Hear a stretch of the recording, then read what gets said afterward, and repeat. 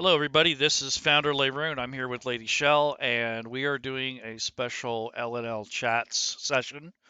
Today, we'll be discussing a number of topics, one of them being our Founders Day weekend, which is coming up next week.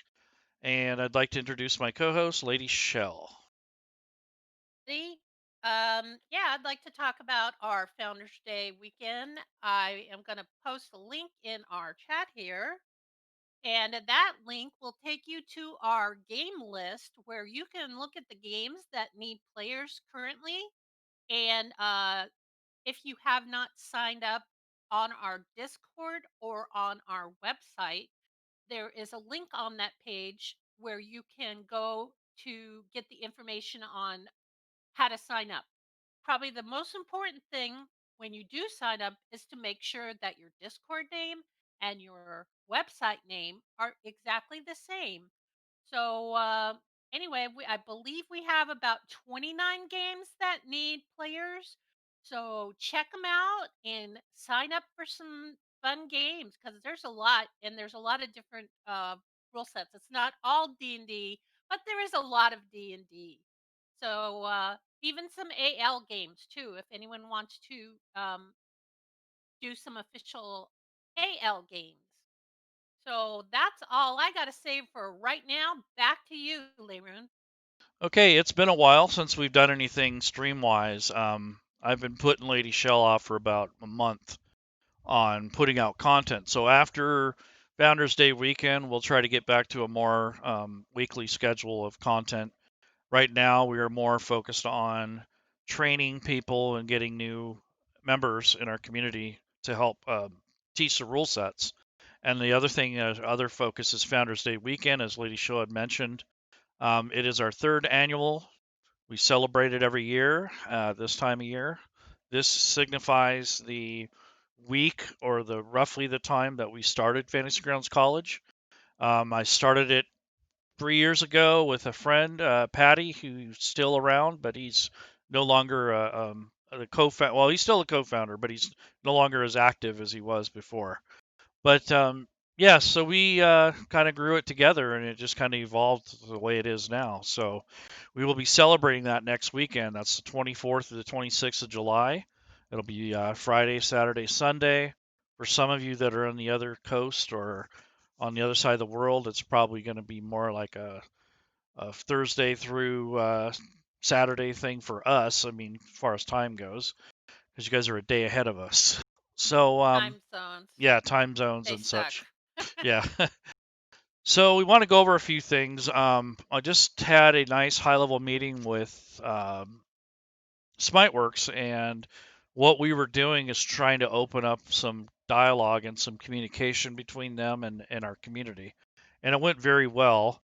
Um, Unity is making some very good progress. I got some really good feedback from Smiteworks about where they're at.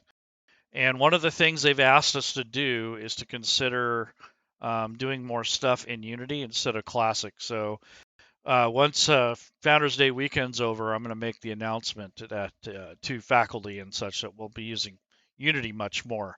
As a matter of fact, I have Unity up on the screen right now, and I want to show you a few things that they were telling me that they fixed or that they've worked on. So if you watched the Fantasy Grounds Fridays this morning, which was at noon Eastern time, uh, looks like Josh Watmo and Digital Dave actually did a really good presentation on the map tools. So it was nice to see that they had fulfilled some of the wishes and fixed some of the problems that people had complained about before. And then there's an overhaul that was made to the API, which really speeds up the interface. So you won't have the pauses as often when you try to access content. That was one thing that was very game breaking, or at least hard to do for a class, was to wait for menus to load. So that they've improved the speed on that quite a bit. So we'll take a look at some of that. And Lady Shell and I were peeking at the UA, which is potentially coming up. It's not part of Fantasy Grounds yet, but there are a couple feats that are new that might be interesting to some of you. And then there are a new setting that's coming out this fall. I'd like Lady Shell to talk about that a little bit. Oh, wait a minute.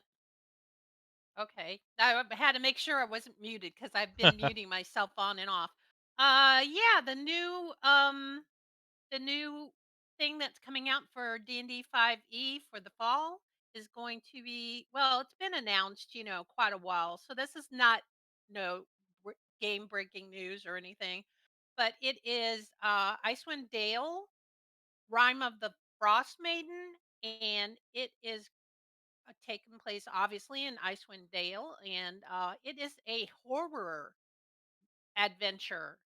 And I just watched a little bit about um, where they were talking with D&D at D&D Live, which was back in June, and they talked about the adventure and what you can expect from it, and showed a little bit about the creatures and stuff that are in it, and they were talking about the Rhyme Maiden herself actually has several stat blocks, which is kind of odd. Usually, a god or whatever only has one stat block and that's it. But she can take several forms, so she has several different stat blocks. And I think they said there was included in this product is going to be 50 stat blocks. That's quite a few things that you could be using in your upcoming adventures.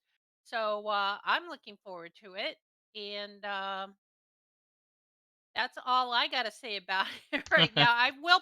I'll put a link to, if you didn't see the link that they did when they streamed it from the um, D&D Live. D&D Live. Yeah, I'll put the link to the video that they had there. Yeah, I'm pretty excited about it myself. I have a lot of assets that are based around ice and frozen wastes and cold and snow and those sort of features. So I'm glad because I don't have to go out and buy a bunch of new stuff when I play that um, particular setting. I have a lot of content already. So I have a lot of snow related um, objects and artwork and tokens and those sort of things because I'm actually working on my own winter world. So I thought that was a really ironic timing. But anyhow, so let's take a look at some stuff in Unity now. There's been some changes. They're not visibly as noticeable or as flashy as some of the other changes that have been made over the months. But one thing I am very happy about is the load time on pulling up your assets. So on the bottom right, now that Unity is been cleaned up and it's a lot cleaner, um, when you go to your assets folder, you will have these different buttons on the top. So you have tokens, portraits, images, all. So when you want to pull up assets, which are like your furniture or maps or those sort of things, you want to make sure you click on the images button first. Once you're there, then you get all these different folders where you'll have, all your stuff stored. And if you have a lot of assets like I do, there's a little arrow on the bottom right that'll take you to the next page. So if you think you're missing something, which is something that I had thought when I first purchased Unity or when I first started using it, is I didn't know that there was a limitation on how many um, sections here that would be displayed. So on the bottom right, you click next page, and it'll bring you over to all the different sections that you have on your system. So if you want to find one of your own custom maps and you have it in this campaign, you will see a folder called campaign. And in that folder should be your different assets that you've added yourself. So that's something important that you should know. It used to be where you had to put something in the asset folder to make it appear. That is no longer the case. I'm They, glad that's no longer the case. That was kind of like a roundabout way of yeah, it doing was it. really strange. But now when you actually have content in the folder, it'll automatically display whether you do or not. So it's very Uh, helpful. Question. Sure. Um, I wanted to know, you said that now all the campaign stuff would be in the campaigns folder. Is that every campaign that you've made, including like stuff that's to the official stuff, or is it just the stuff that like your own homebrew stuff, or That's your just own every homebrew. campaign? That's your own Mm, homebrew stuff. And if you want okay. to grab other content, let's say you've created a campaign in this session and you wanted to bring over the artwork from another session, you do that in the maps and images area, and there's an import file and import assets button. And that's how you bring in existing content from other campaigns. So that Oh, way you cool. don't have to add it 50,000 times to different subfolders. This is a way that you can import those assets from other campaigns, and these are stuff that you've done yourself, not the official content. So this is things that you had put in yourself. So if you That go, that would have been handy for me because I have a campaign that I had made for the game that I'm going to be running on Saturday, hmm and for some reason it got corrupted or something, and things were showing up weird on the story templates. But when I reloaded the same module in a different campaign, a brand new fresh campaign, it hmm was perfectly fine. So now I'm going to have to put all my pins on and stuff. And if I was running in Unity, it looks like it would have been a lot easier for me to move over with what yes, you just said. Wow. yeah. So that's a big thing there that people miss, and I didn't even really think about it until I watched the show today. So if you guys are watching Twitch and stuff all the time. On Fridays, generally they have a show, Fantasy Grounds Fridays, and I try to make it on there as much as I can to support them. Quite often they'll have guests on there, and they usually talk about new features and new releases, and they do sneak previews and all kinds of cool stuff. So that's a show you definitely want to catch, especially if you're newer. That is definitely something that you want to see to keep up on what's going on in the development of the game. Today they had Josh Watmo on there, and he was really showing how to use the tool, and it's just really cool.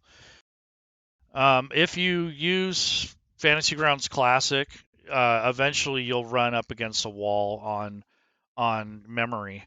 So one thing that's nice about Unity is that you can use a little bit larger images and quality, and you can have a lot more assets open at once.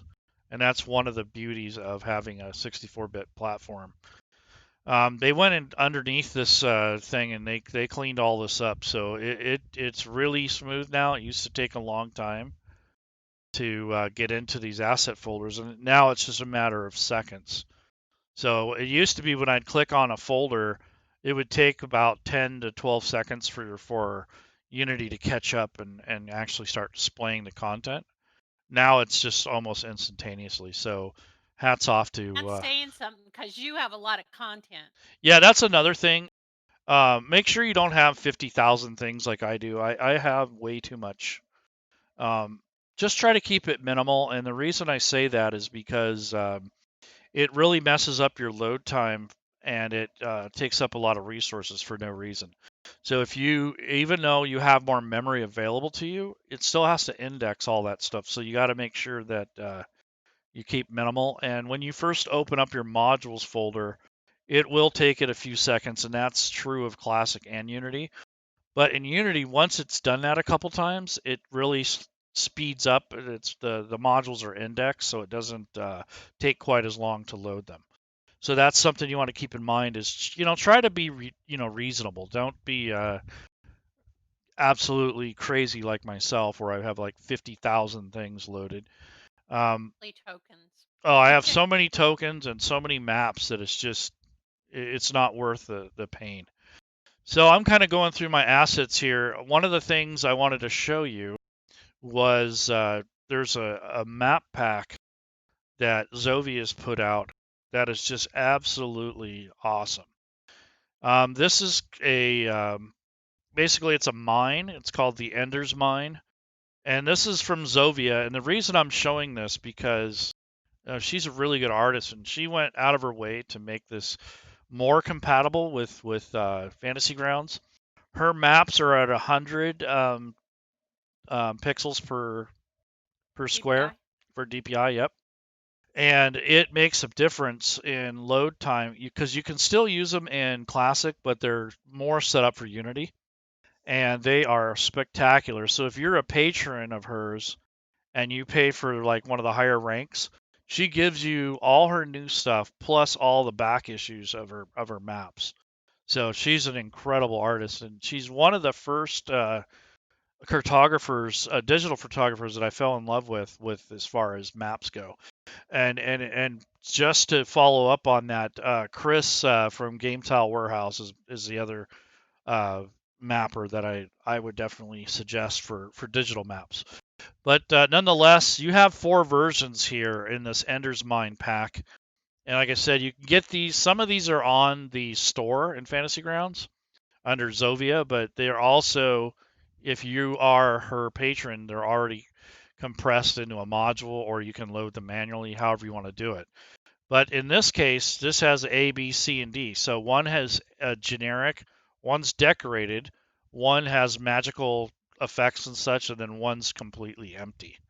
So I'm going to load the empty one, and all I'm going to do is double click on this map in the images and map section.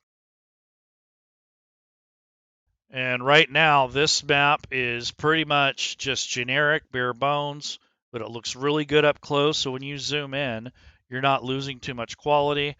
And when you zoom out, it looks great. So this is just an example of the maps that she has in that pack. And there's 4 variations of the same map. So let me pull up one of the other ones instead of this empty one. I'm going to pull up one that has magic in it. Oh yeah, this is nice. So it has more lighting, and it has these little crystals in there, and it has these little chests. So if you don't have a lot of assets, like these little barrels and looks like pickaxes and such, then you could use a map like this to get you through. Let's see. There's a decorated one. I want to see the differences. Yeah, so this one doesn't have the magic rocks, but it has everything else in it. And then there's the standard, which has the lighting, but it doesn't have too much of anything else. It's very minimal. So the lighting is kind of important with Fantasy Grounds Unity, because if you have all the shadows in there already, when you go to put line of sight in there, it kind of messes with that. So I think she took that in consideration when she built her map. So I'm going to go ahead and unlock this and take a look at this. So right now, it doesn't have any line of sight, and it is just kind of set the way it is. So if I wanted to put in line of sight with this map, I definitely want to have a map that doesn't already have all the shadows in it. It wouldn't be that big of a deal, but it does make a difference. So I'm going to go ahead and put a little line of sight on here while we're waiting. If there's any questions, please ask. Lady Shel's kind of monitoring that, and she has her own questions probably. So we'll just kind of fart around with this. And there's a couple things I wanted to show you from the map tools that you can now make folders in the map tools itself. And when you do so, you're able to drag all of those items into one folder and take the whole layer of product as one layer instead of one item at a time. So that feature is back, and it is awesome. So I'm going to go ahead and go to the, let's see, line of sight mode is a brick wall. And then you have different tools here. So one's a pointer, one's a line, rectangle, and an ellipse. So I'm going to go with the line. And then I want to take this wall mode and just trace around the edges of this cavern.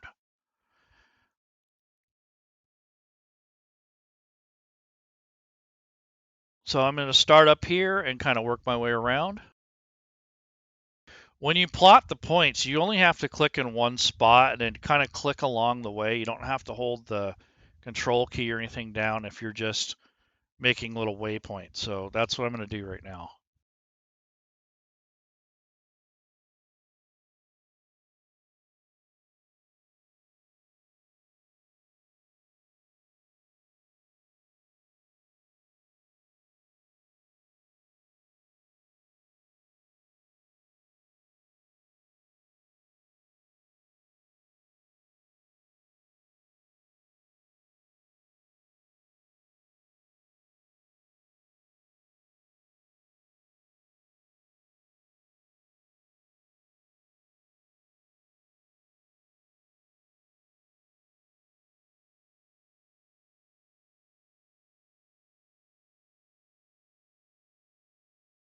And I can already tell from the map tools part of this that it is a lot smoother. I haven't played with the map tools in about a month. So just using this map tool right now, it's a lot more fluid and smooth. It doesn't feel as janky because before it would kind of move on you and do this weird stuff.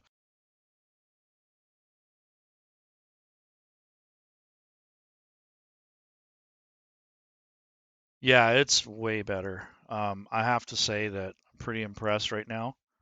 I think this one's just about ready to be released to public because this is a huge change. This is going in the right direction, and just in plotting these points, I can already tell you that Unity is closer to where it should be for release. So I'm really happy with this. Even though it takes a while, it's not as painstaking. It Yeah. used to be very, Line of sight is not for the impatient person. yeah, and this is, this was something that was kind of tough to do in the beginning because Yeah. it would move all over. It felt like when you were clicking, it wasn't as precise, and it felt like it wanted to just take off and move on you, and it was just really, really, really tedious. Now I'm just kind of going around the edges of this thing, and it's not bad. And I'm actually zooming in and being a little bit more careful. If you didn't really care so much, you can get really sloppy and just kind of, you don't have to be perfect, especially on a cavern wall. And I was told that by Smiteworks that the actual line should be closer to the interior wall, and that it bleeds past a little by default, so you will see part of the wall even beyond the line. I thought that I'd want to put you know, the lines, on the opposite side,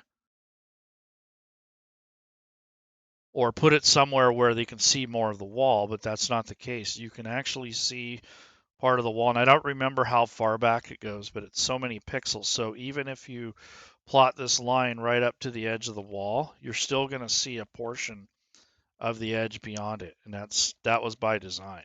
So I didn't know that in the initial. So I was doing all my lines in the center or on the opposite outside, and I was told that you don't have to do that. That you will have some bleed through um, when you place your lines. You won't have to worry about that as much. The only time that you'd really want to be a little more precise is if you had something on the other side of the wall that was maybe a secret room or something. Correct.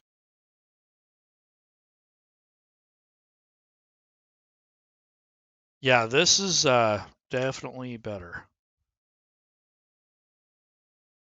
So I think after Founders Day weekend, we're going to start opening up classes, provided that the instructor has Unity, to start including it more in our lessons. And by no means is the map tools finished, but we can start showing more and how that works without so much grief. So if you take a class in our college and we don't offer the map tools, that's the reason why. But I got the okay from Smiteworks when we talked to them that you guys, they said you would really like you guys to start using that tool more, and that's what we're going to do. So we're going to start opening up more classes with Unity and try to backtrack a lot less. The only reason we did that initially because the product wasn't close enough for release. I think we're almost there.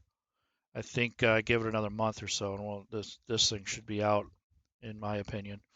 But it's coming along really good. I'm really happy with them right now. Um, my hat's off to you guys for working your asses off to get this out, because this is something that was really tough to use. Just a couple months ago, it was just really difficult to use, and now it's really smooth, and I'm really impressed. So Question from someone that he doesn't have a Twitch account, but oh, it said he's watching Twitch stream, but he doesn't have a Twitch. account to post in chat. Okay, and he wanted to know if he can ask a question. I said, sure. He said, at one point I saw mention that Unity would support importing a Photoshop document that you could use a Photoshop mask to do your line of sight. Any updates on that? I don't think that's been implemented in any uh, official capacity. I haven't seen it. However, that doesn't mean you couldn't render and use it. And there is a third party app right now, or two of them actually, where I think I don't remember the name of the map program, but I know the one that Christian put out. The what is it? The dungeon generator does it, Oh, yeah. and it spits out the outline, and it also spits out the dungeon, and then it spits out the line of sight. So you can use it in Could it be Arc and Unity. Forge? Maybe I don't Arc and remember. No, it's Forge? not Arc and Forge. It's something like that though. But you would basically be able to import the waypoints, and you wouldn't have to do all this if you use those programs. But I think that this tool here, now that it's smoothing out and it's becoming a little bit more, you know, adjusted and a little bit more well known, I don't think you'll have to use those programs much longer because it's already Windrunner said Windrunner said Dungeon and Arc and Forge will output LOS. okay. Yeah, I wasn't sure which one of the other maps, but yeah, LOS is cool. But as far as Photoshop goes, I don't think so. I mean, I'm not 100% sure, but I don't think it is. And if they do, it would be in the future. Also, we have another question from chat. Okay. Ronan Cald wants to know, do you really need to use so many points on the LOS line? Nope, you don't. That's just the thing. I mean, you could kind of get real sloppy and just kind of come through and just kind of click where you want. It doesn't have to be perfect, especially on a cavern wall. Yeah. Yeah, so if you're not patient and you don't want to deal with that and you're getting tired of me doing this, then yes, you can absolutely just kind of go through and wing it. You know, you don't have to have it perfect. If this was a product that I was selling, like on the DM's Guild or something, then yeah, I would take the time to do it. But if you're just trying to whip together a you know a map before a session, then you definitely don't want to spend all day clicking on points. While you're doing your points here, you mentioned to me something about when you talked to Smiteworks that you might have some news or some update on what's going on with Unity on Steam. Yeah, so they didn't give me a date, but they said that they want to have this thing out, and they are really pushing really hard to have it completed by fall, I believe. So I just think it'd be a matter of months or less that they'll have this thing ready. And once that happens for Steam, it's going to really bring in a lot more people. But they didn't give me an exact date, so I don't really have any news other than they're working on it and that they have decided that they're closer and they asked me to pull the trigger and start using the tool. So I think they're getting close. That's all I can really say on that is they were getting a lot closer to that day. I think that people that use Steam that want it would be happy to hear that. I mean, even if it isn't a date, it's better to hear that it's getting close rather than we don't know. Well, when the owners asked me to uh, to start using it and the way that it's designed and actually include it, then that's telling me that they're getting more confident. So that's a good sign. Great. Yep. So there you go, Steam people. It's not an exact date, but things are heading in the right direction. It's not, so far away.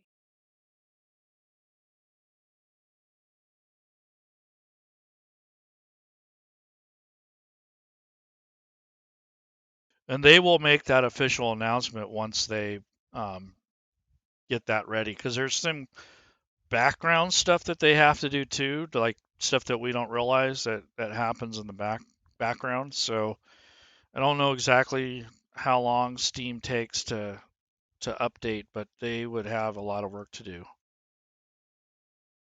because it wouldn't be just about putting them up there. There's pricing and all kinds of stuff. So, and they might even release it as a, as a beta.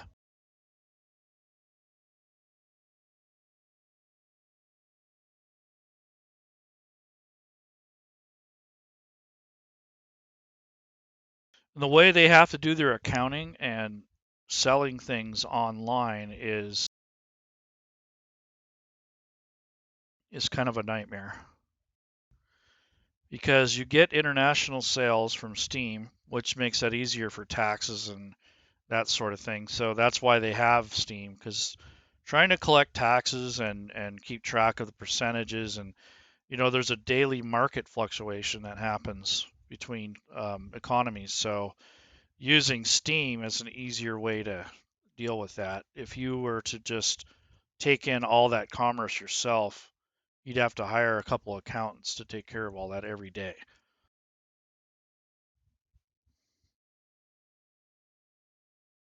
So if you're using Steam and you're in the US, really there's no big benefit other than the fact that you keep track how many hours you've played it, and also makes it a little easier to keep all your games in the library and such. But as far as cost and that sort of thing, it's usually about the same.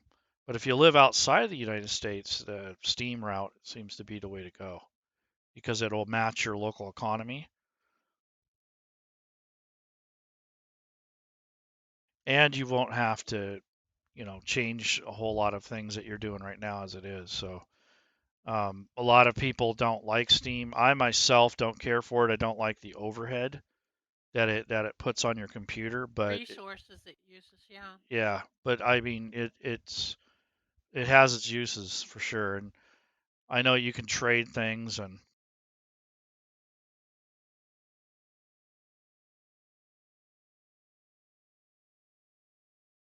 Wow, this is a big map. When you said you want to do a small part, there is no way to do a small part because there's no way, that you could just like do one little section. Oh, you're almost done though, at least on the outside wall. anyways, that's kind of what you'd be getting into if you buy your own assets and you want to put in your own maps. Is you would be getting into that sort of thing. And then for the pit where this goes down, I would probably Yeah, make that a terrain tool. yeah. And then once you do that, you enable the line of sight, and it would basically give you that, that illusion that you're going through and it's casting light and shadow. So let me see if I can do that. So you go to play mode, and then you click the eyeball, and that actually puts it in line of sight mode. And then I'm going to bring over Hiena here, and you move her around, and yeah, it's way smoother than it used to be. You're still not able to lock tokens yet, but I imagine they'll get that back. So yeah, it works pretty good if you take the time to learn how to use the tool. If you were going to add assets, such as like if you wanted to, let's say you wanted to Like add a bones table, or something. yeah, Oh, you could do sure. that. Or a chest. Yeah. So on a different layer, I would bring in some assets. So I'll go Do they to my, have to be on a different layer? no, but it's better if they are. So if you want to move it, it doesn't move everything. That's true. And the map layer here that I have, I'm gonna lock it. Hmm. It's actually it Yeah, is so already it doesn't locked. move just in Yep, case, right? yep. So there's a little lock here. So if you move the map, it doesn't move the whole map, the image. The other thing is if you right click on this image here and you click on layers and then enable mask, you still couldn't get the mask that you used to have back with the old one. And this is new, by the way, or updated. It's a lot cleaner than it was before. And you can hide areas, you can reveal areas. If you hit the minus key, it removes the mask. So it's pretty sweet. So that's kind of like the old ways of doing it. So I'm going to go to the layers tool, and I'm going to open up some assets. While you're doing that, I got it. Whoa, I was I was pushing to talk, and I don't have push to talk on. I have another question Yep. from our user that is not in the stream. Wants to know if the LOS, does it have to be on the map layer or can it be on another layer? I don't remember. I don't think it's on a separate layer. It has to be on a layer. I don't think it has to necessarily be on Mm. this one. Because if you wanted to make like water underneath here, Oh, that's true. you can cut this out and Hmm. you can make this a PNG file and then have like water underneath it. So I think it just matters on what layer you put it on. In this case, I put it on this map layer. But I think you can get away with multiple layers, but I don't remember. It's been a while since I played with Okay. the tool. And also, I don't know what they've changed yet. I'm still kind of discovering some of that. So it would be cool if you could. I know that they have assets that you can plug together that already have the line of sight built into it. So when you build the map, it actually builds the walls too.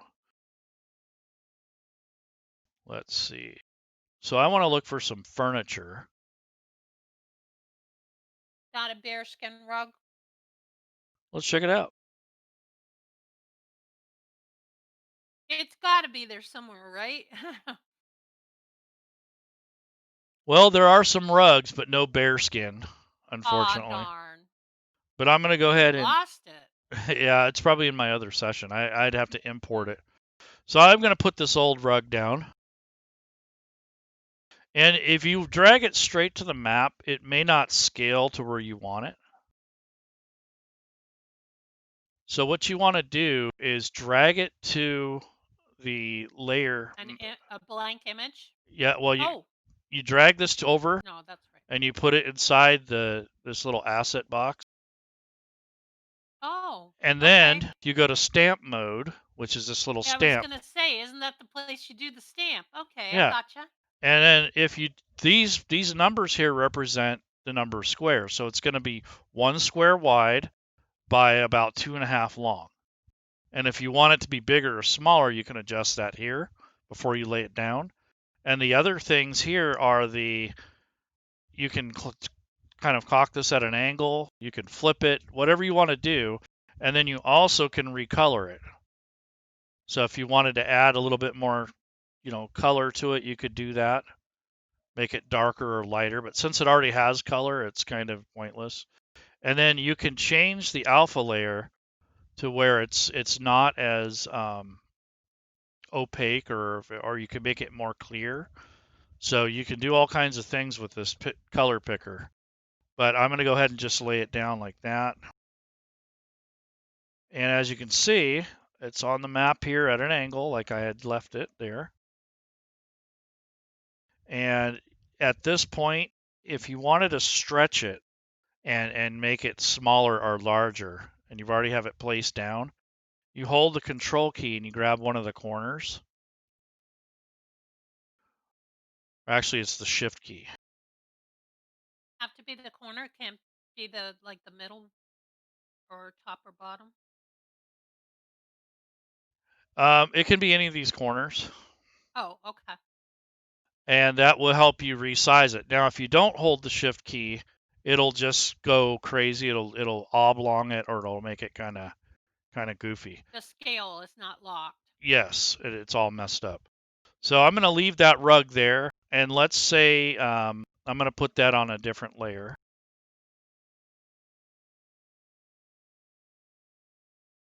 So that will be that.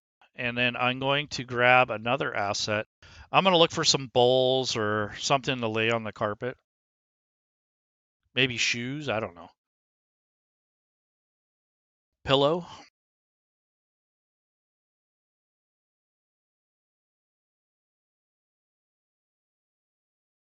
And see, I was already in the wrong thing. I got tokens. So I want to go to images.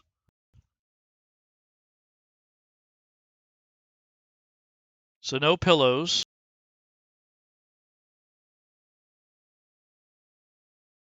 All right, so here's a pair of shoes. So I'm going to take these shoes and drag them over and put them in this little carpet area. Now I don't want them 2 by 2 or whatever. That's huge. The giant shoes.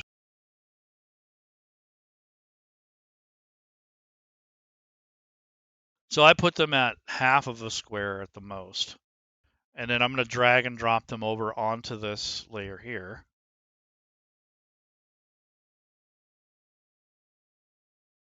Stamp mode. And now they're there. They're sitting on this carpet. So I'm going to go to selection mode.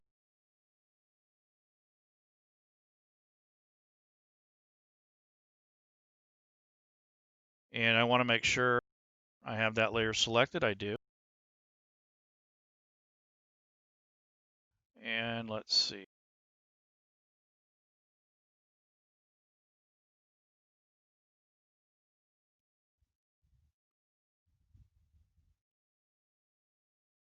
So now I have the little shoes sitting there on the edge of the carpet, like someone took their shoes off.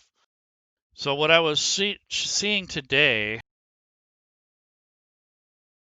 is that you'll be able to put both of these in a folder.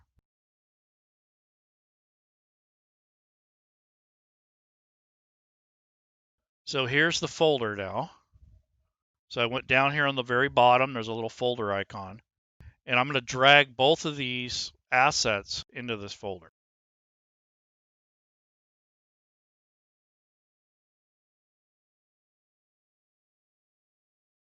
So now both of these items are, we'll just say, I'll call the folder, what is it, add-ons or something.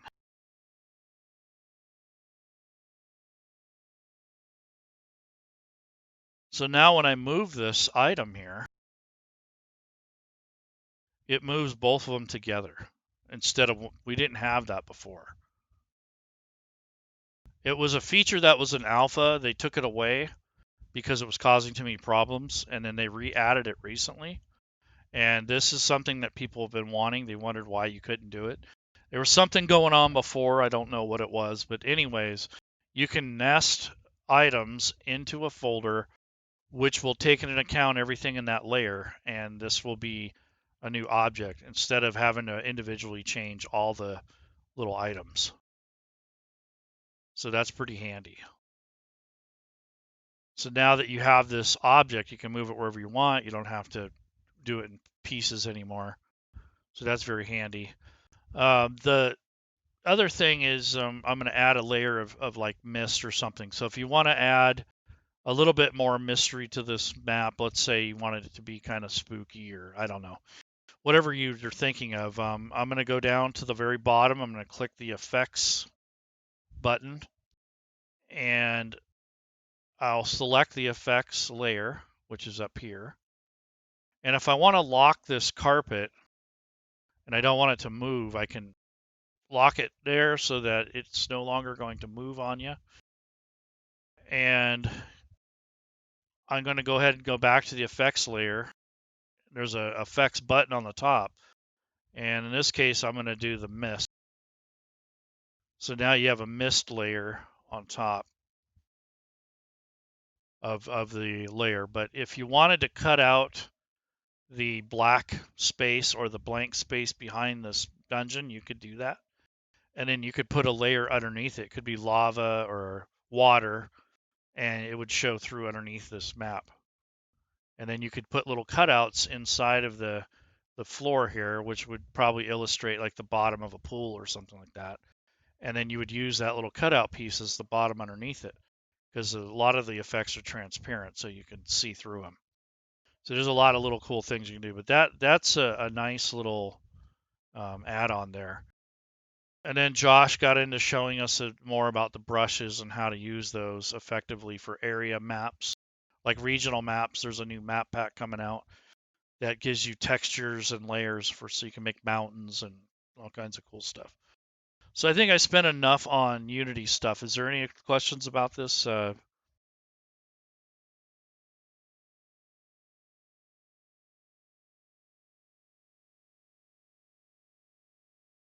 I'm really happy with the way it's shaping up. It's really come a long ways, and I think it's pretty close to prime time. What's the next topic, Lady Shel?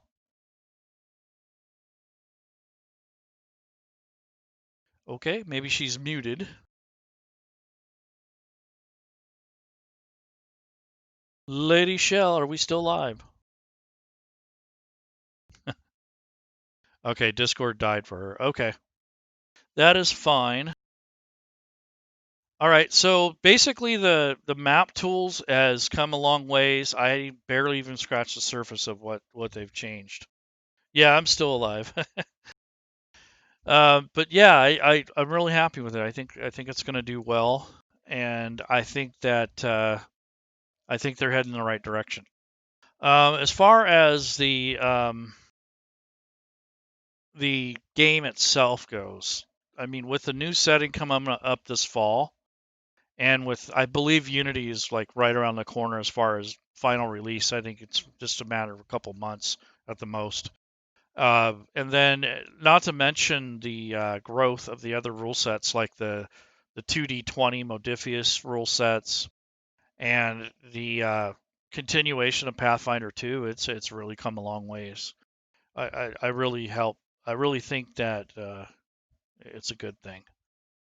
I picked up the Humble Bundle today. If you guys aren't aware of what that is, it's a company that releases bundles of books and products, and you can literally get a whole bunch of books for like $30. And today or this week or whatever, they have one for Pathfinder 2. I picked that up today, but even though I don't use Pathfinder, and I got like almost every single PDF out there now for $30. And I synchronized it with my Fantasy Grounds account. So if I ever did decide to gift somebody, or maybe I want the books for teaching or whatever, I get the discount for it. So I get the price of the Fantasy Grounds copy minus the PDF cost. So I'll save anywhere between $5 and $15 on a purchase. So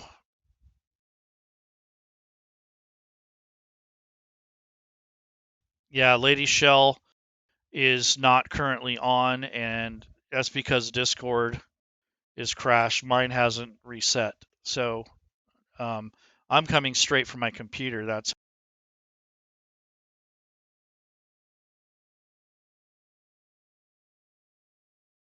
so Discord went down in a big way. So I'll need to restart Discord.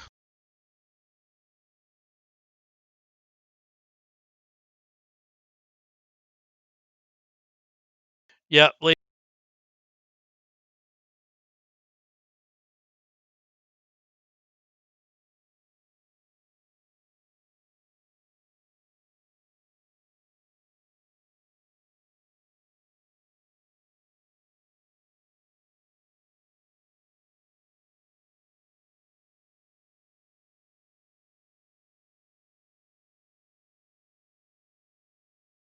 Anyhow,